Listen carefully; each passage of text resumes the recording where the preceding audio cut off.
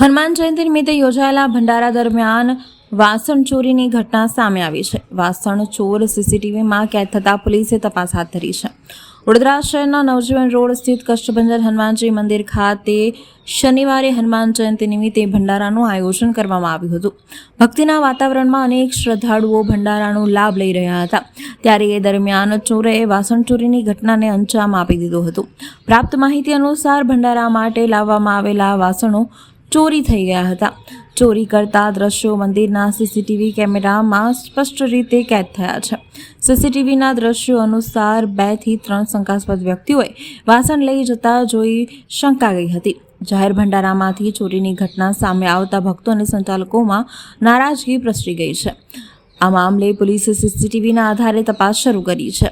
ચોરીની જાણ થતાં ચોરોની ઓળખ તેમજ તેમને ઝડપી પાડવા માટે કાર્યવાહી કરવાની તજવીજ હાથ ધરવામાં આવી છે.